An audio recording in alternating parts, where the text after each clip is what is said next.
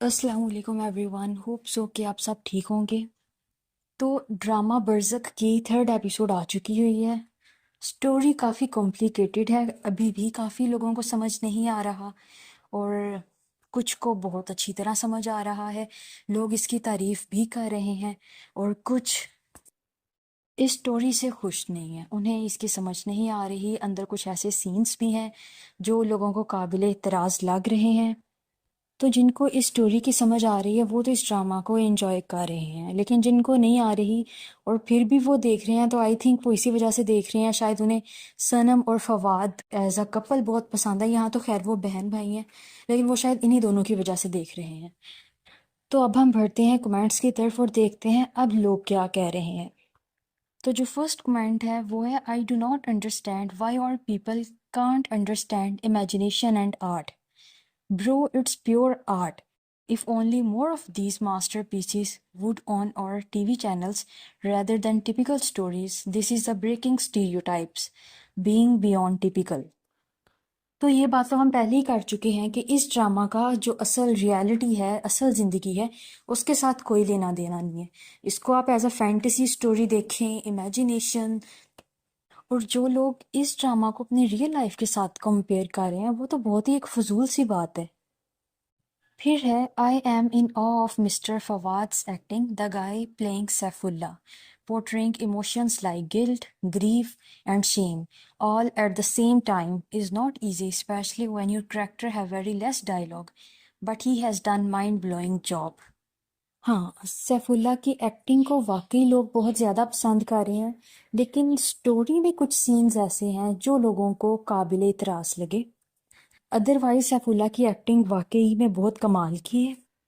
फिर है, maturity is when you can't understand in this story but you are still watching because you want to prove yourself that you are very intelligent and you know what is going on in this story and you are so smart.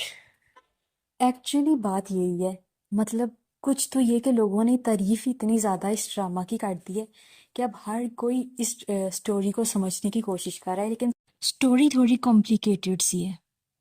फिर किसी ने कहा है कि now it has started linking string by string, first two episodes were build up, now they are being explained one by one progressively. Patience का होना लाजमी है, अदरवाइज ये सीरियल आपके लिए नहीं है।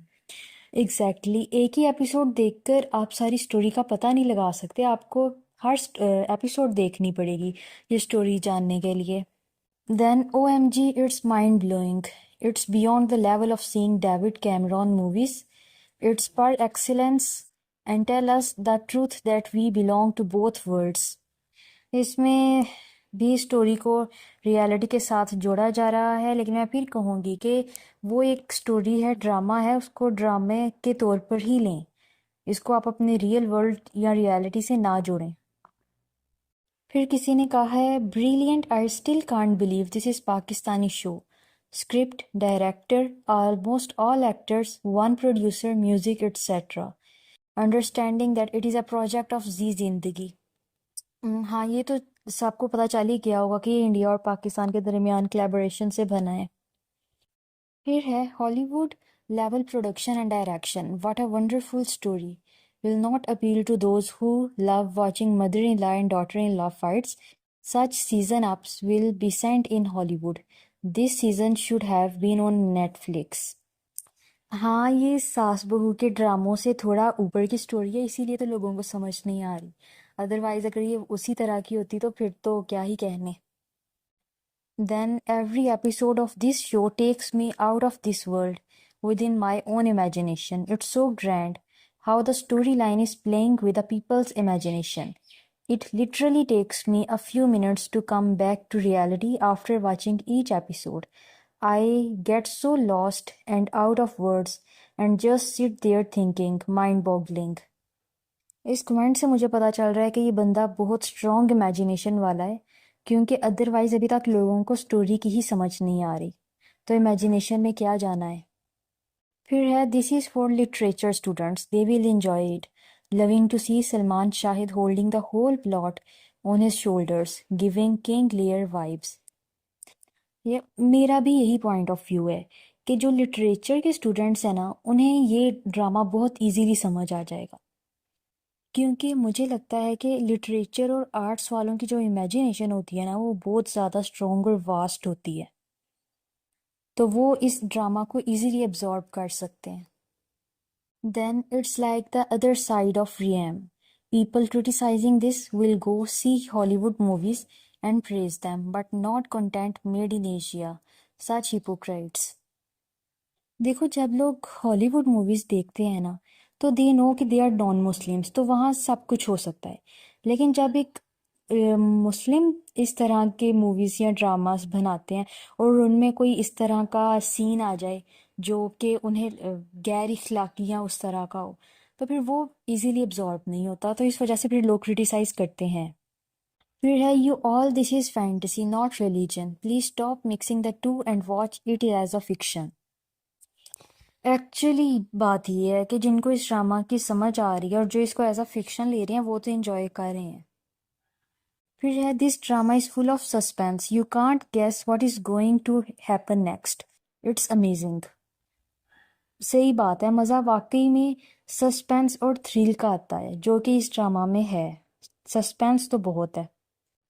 God, it's dark, and to lighten my mood, I think Akka only tortured her and never let her eat mangoes in her life. So in afterlife, she got infinite number of mangoes, probably as a reward for spending her life with someone like Akka. Here, Sanam's dialogue delivery and her acting has proven again that she is one of the legend. This is so unfair to state only Fawad Khan and Sanam rather than other actors like Fawad, Muhammad Khan, amazing actor. ये एक point है कि अगर ड्रामे की समझ आ रही है या नहीं आ रही, लेकिन उनकी एक्टिंग वाकई में कमाल की है। किसी ने लिखा है the artist that paints actually is painting the future events. Then Akka is not an innocent. He lost his first love, but he snatched the lands of many poor villagers to construct his own empire in the village. Here it's one of the masterpiece. First the writer, then director and actors who brought the whole thing alive. Outstanding. ये सब comments उनकी तरफ से हैं जिनको हकीकत में ड्रामे की समझ आ रही है। किसी ने दोबारा तारीफ करते हुए कहा है कि the concept of this drama is based on imagination and art, whereas if you look up to the other aspects of this drama, such as effects, master class. Then again, this is called a masterpiece. Everyone is doing the fabulous job in terms of acting. Exactly, जिन्हें literature का पता है, जो उसे पढ़ते हैं, उन्हें वाकई इस ड्रामे की समझ आ रही होगी और उन्हें मज़ा भी आ रहा होगा ड्रामा देखने का। फिर है finally a drama that so out of norm or typical, love it, Pakistani dramas are amazing. फिर so invested in this series, the class, the cinematography, the art, direction, location, performance, everything is on point, can't wait for upcoming episodes. Actually में ये है तो out class drama. फिर किसी ने लिखा है Barzakh, soul committed suicide, is free from one world but not able to go to the real world और after world. Soul is burdened, it is heavy to fly, soul is hungry. अच्छा, इसमें कहा गया है कि जिन्होंने सुसाइड या खुदकुशी की है वो इस दुनिया से निकल के जो आगे अगली दुनिया है वहाँ नहीं पहुँच पाए, उनकी रूहें इसी दुनिया में घूम रही हैं अपने उस बर्डन या उस क्राइम को लेकर। तो ये जो जो ड्रामा है उसमें भी आप लोगों ने देखा होगा कि वो जो रेड कलर का ड्रेस जिन्होंने पहना हुआ है वो रूहें हैं और उनके पीछे भी वो बड़े बड़े वो पत्थर लटकाए गए हैं। तो आई थिंक वो हैं जिन्होंने क्राइम किया है, जिन्होंने सुसाइड या खुदकुशी वगैरह की है। फिर है Mohammad Fawad, you just nailed it man, the anxiety he is dealing with, mind blowing actor यार। हाँ, इस बंदे की एक्टिंग वाकई काबिले तारीफ है, कमाल कर दिया इसने। बोल्डनेस इसको नहीं कहते कि हम दीन की इन चीज़ों पर जो अल्लाह ने पोशीदा रखी हैं अपने अंदाजे लगाकर फितने में पड़ गए। फिर है it's clearly states it is a fictional serial, nothing is suppose to be real और people can't watch anything other than conventional love stories. Actually में मसला ये कि हम नॉर्मल पीपल हैं, हमें नॉर्मल चीज़ें ही समझ आती हैं।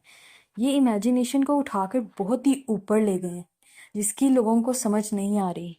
फिर है last part of every episodes are always so intense wants me to watch the whole episode again. और कुछ लोग ना समझ आने की वजह से भी दो दो पार्ट देख रहे हैं। और फिर किसी ने कहा है कि I am from India and I am just living this masterpiece.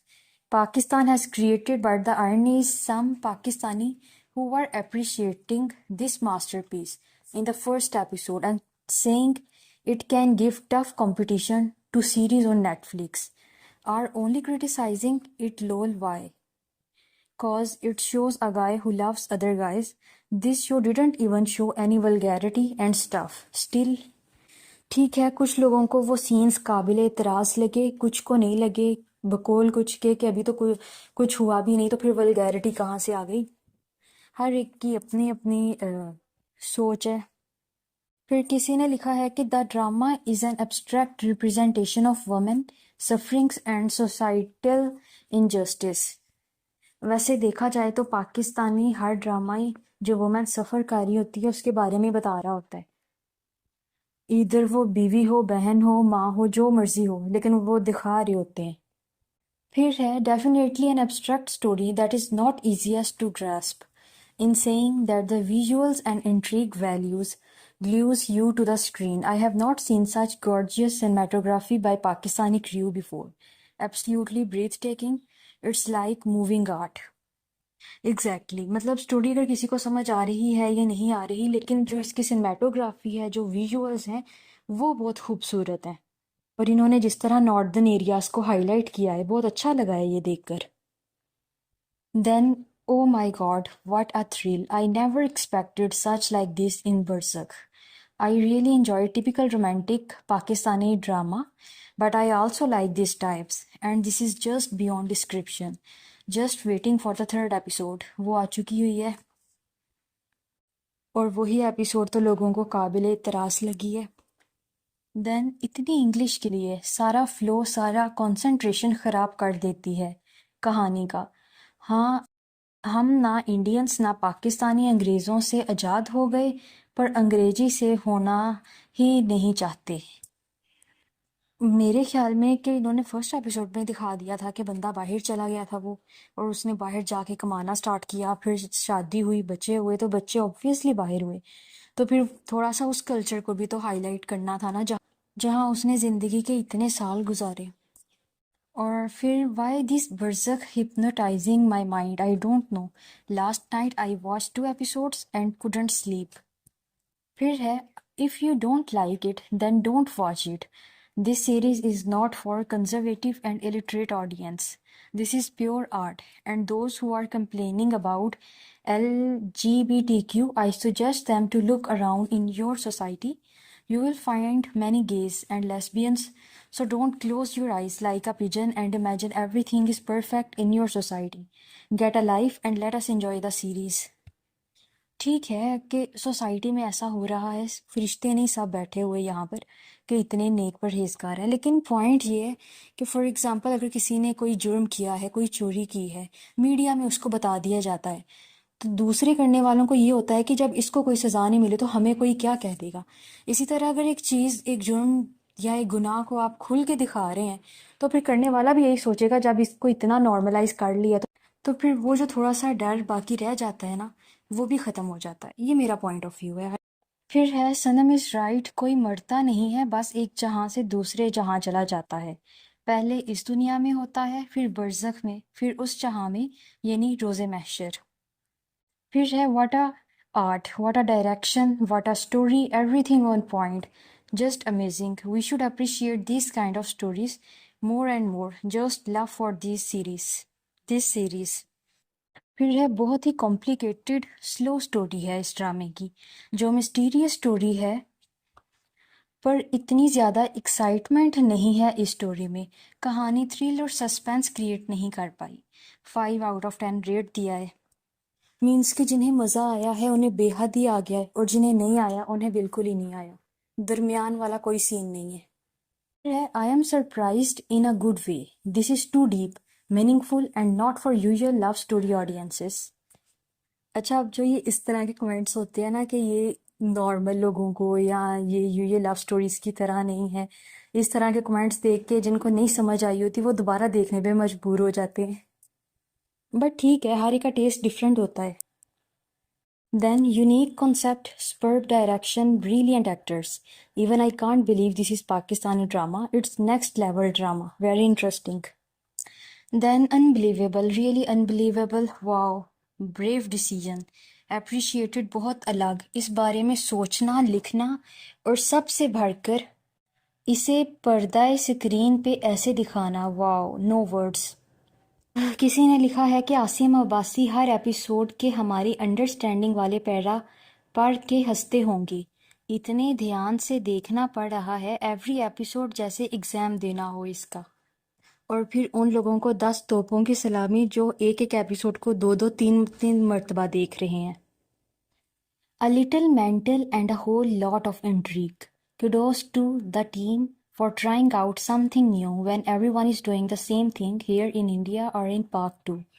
Pak must embrace this creation and rise above religion and stop using as a prism through which they watch everything. Some things are solely for art and artists and their liberties that they must take to create magic. Okay, but मैं इस चीज़ से agree नहीं करती। मतलब आप लिखें जैसे आपका दिल करता है लिखें, लेकिन जो चीज़ गलत है उसको नॉर्मल करके दिखाना, उसको सही करके दिखाना, वो चीज़ गलत है। 100% pure art, best direction, mind blowing and acting and background. Such a unique story that's everyone not understand and feel, but a best series for those people who really want something new and good content for watching. फिर किसी ने लिखा है कि सब इस ड्रामे की इतनी तारीफ कर रहे हैं, एक मैं हूँ जो 3 एपिसोड देखने के बाद भी मजाल है एक सीन भी समझ आया हो, बस देखी जा रही हूँ। यहाँ आधे से ज़्यादा लोगों का यही हाल है। फिर है Indeed, this masterpiece is not everyone's cup of tea. Bravo for such a piece of art with such fine actors. फिर है Thank goodness this masterpiece did not get released in Pakistani TV channels. Otherwise, those so-called experts would have criticized it. जिन्हें criticise करना है वो अब भी बहुत criticise कर रहे हैं। मुझे अपने बचपन की कुछ ट्रेडिशनल स्टोरीज रिकॉल हो रही हैं कि पहाड़ों पे जो जाते बकरियां चराने उन्हें परियां ले जाती हैं, उनकी शादियां हो जाती हैं, वो सत्तू के रूम में गांव आती और उनके सारे काम कर लेती हैं। कुछ ऐसी आधी अधूरी कहानियाँ। आई एम वॉचिंग कज ये गिलगित बल्तिस्तान से रिलेट करता है शायद, और लोकेशन तो है ही वहाँ की। हाँ, दिखा तो ये नॉर्दर्न एरियाज दिखे रहे हैं। The fact is that he is trying his best not to be attracted to man LGBTQ. फिर है the only problem with Barzakh is the Urdu, maybe it was originally written in English, that's why there's a disconnect. फिर है ज़िंदगी गुलजार है और बर्ज़ख में common एक और चीज़ है, सनम की आवाज़ में स्टोरी टेलिंग. वो बात ज़िंदगी गुलजार है में मुझे बहुत पसंद था. Okay then, oh Fawad is a great character too. It's truly a piece of art, so emotional. Through these characters, the viewer can unfold his own regrets. We Sanatanis, Hindus, believe in the Atma, soul, and Punarjanam, rebirth. We believe that after cremation, the body goes back into the Panch Mahabhut, the 5 elements that are earth, water, fire, the greater universe, and air respectively. The soul attains either liberation or the spirit goes into the world between the two worlds, particularly in case of people who undergo accidental or intimately death. Often the cycle of birth and death goes on. We come from nature and go back to it.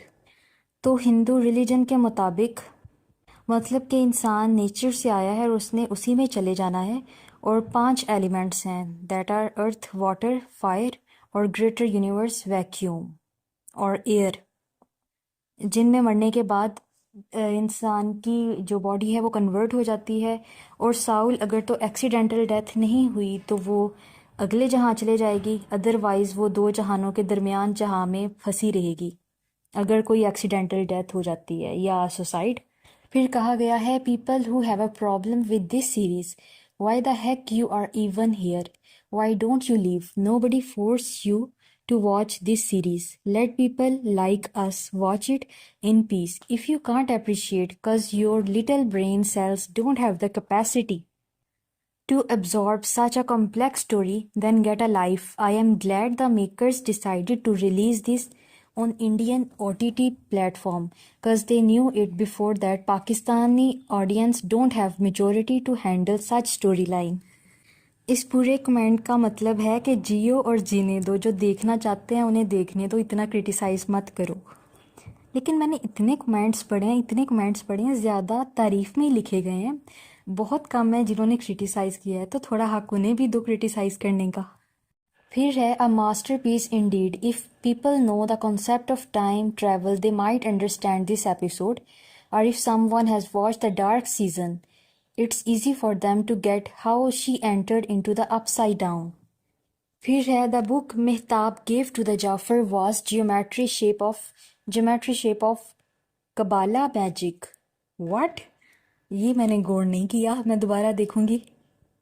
फिर है बाकी सब एक तरफ लेकिन 97% for Fawad Khan come back. He is best actor of Pakistan, so much love for me. देखा ना, मैं यही कह रही थी कि जिन्हें नहीं भी समझ आ रही वो देख ही सिर्फ एक वजह से रहे हैं, फवाद खान और सनम सईद की वजह से। देन आई गेस द बुलावा thing is a kind of punishment to all those parents who used to torture Sherzad in her childhood. फिर है the type of audience they targeted for this series are the ones who have an interest in watching series like Dark etcetera. Only those people can relate to it and understand this genre. For others, it's way beyond their imagination. तो भाई जिनको वाकई में नहीं समझ आ रही वो पहले जाकर डार्क सीरीज देख ले। This is not masterpiece, it's just a fantasy or a fairy tale. Realism is not existed. Male to male like Qawme Lut, Allah may protect us this type of fitna. आमीन। और एक ने बहुत ही लंबा लिखा है, मुझे लगा ये करना चाहिए, मे भी लोगों को कुछ समझ आ जाए, और वो ये है, read carefully please, this series is not promoting homosexuality. In fact, address the true scenario of those people who define themselves that they are homosexual. By birth, no one is homosexual. It's not in our religion, Islam. This thing not existed by nature. It depicts that Saifullah has no childhood, only he saw pathetic miseries and trauma in his life. He has not evolved himself as a male or female or simple as a person. Obviously, he has a baggage of past that make his character like this. There is dialogue with Akka where Akka said you could not find your true love, so he didn't know about love. Neither did he do any sin with male. Drama tell us the consequences of a broken family that turned him into a person that doesn't know even by himself who he is.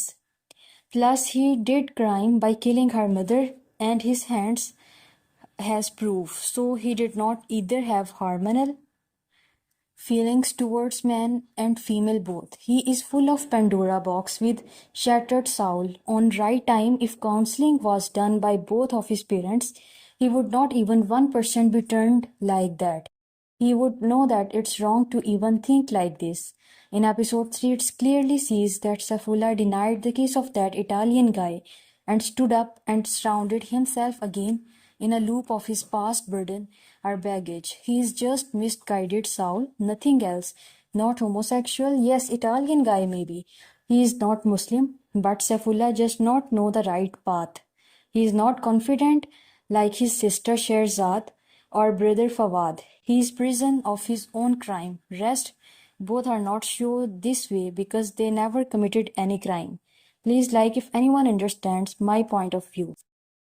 अच्छा, अगर मैं इस पूरे comment को summarise करके बताऊं तो simple ये कहा गया है कि ये जो सीरीज़ है ये होमोसेक्सुअलिटी को प्रमोट नहीं कर रही, बल्कि ये ड्रामा इस चीज़ को एलेबोरेट कर रहा है कि इंसान बाय नेचर होमोसेक्सुअल नहीं होता, इनफैक्ट वो बाय चॉइस होता है। तो ये इंसान खुद चूज़ करता है, मतलब एक इंसान ये नहीं कह सकता कि वो बाय बर्थ होमोसेक्सुअल है, नहीं, ये आगे जाके उसकी चॉइस होती है। और जो सैफुल्ला का सीन है उसका ये है कि ना ही वो मर्द और ना ही औरत, वो इन दोनों में ही इन्वॉल्व नहीं है। बल्कि उसकी पास्ट की माजी में जो उससे गलतियां या गुनाह हुए हैं वो इसको गलत राह की तरफ लेके जा रहे हैं। ये नहीं कि होता है ना कि अगर इंसान कोई गलत काम करता है फिर आहिस्ता आहिस्ता वो वैसे ही गुनाहों की दलदल में फंस जाता है, उसी तरह इसके साथ है। तो सैफुल्ला की का ही जो पास्ट है वो उसको इस राह की तरफ लेके जा रहा है, बट एक्चुअली में उसने ऐसा कुछ भी गलत नहीं किया, वो वहीं पे रुक गया था। और अगर ऐसे शख्स की सही टाइम पे प्रॉपर काउंसलिंग की जाए तो वो ये गलत राह कभी भी नहीं पकड़ता। और थर्ड एपिसोड पे सेम ये दिखाया गया है कि सैफुल्ला ने जो इटालियन गाय था किस करने से डिनाई कर दिया था उसे, और वो दोबारा वो माजी के उसी भंवर में फंस गया था। और मुझे लगता है लोग इसी सीन को ज़्यादा क्रिटिसाइज कर रहे हैं, लेकिन अगर उस सीन को इस पॉइंट ऑफ व्यू से देखा जाए तो दैट्स क्वाइट गुड। फिर किसी ने लिखा है, the worst drama I have ever seen in my life, director trying his best to be creative and cool to impress the western slave minded audience, and the irony is every other one Hollywood fan is saying it's a masterpiece. Stop it. Bland acting, no connection, and dull episodes trying hard to impress but failing miserably. मैंने कहा था ना, जिन्हें इस ड्रामे का मज़ा आ रहा है उन्हें बहुत ज़्यादा आ रहा है, और जिन्हें नहीं मज़ा आ रहा उन्हें बिल्कुल ही नहीं आ रहा। फिर है, I love Saifullah's character very beautifully portrayed his internal conflicts. Only homosexuals know the fuck go through every day of their life. क्योंकि गुनाहों में लज्जत बेशक होती है, लेकिन गुनाह छोड़ना इतना आसान नहीं होता। First scene is totally unrealistic. According to our religion, Islam, there is only one life and no of someone coming back, rebirth और दूसरा जन्म. Totally fictional story. Please don't promote the use of alcohol. अच्छा, ये तो पहले ही सबको पता है कि ये टोटली फिक्शनल स्टोरी है, इसको रियल लाइफ के साथ कंपेयर मत करें। फिर किसी ने कहा है कि जिसको समझ नहीं आ रहा वो सबसे ज़्यादा इसको मास्टरपीस कह रहा है। ज़रूर बनाएं, मगर स्क्रीन प्ले भी इंटरेस्टिंग होना चाहिए। बहुत ही बकवास राइटिंग है, किसी एक के भी ड्रामा पल्ले नहीं पड़ रहा, ना मज़ा आ रहा है। सब इंटेलेक्चुअल बनने के चक्कर में तारीफें। ओके भाई, मुझे भी ज़रा डाइजेस्ट करना मुश्किल हो रहा है। आपको वीडियो अच्छी लगे और चैनल को लाइक और सब्सक्राइब करना मत भूलें। अल्लाह हाफिज़।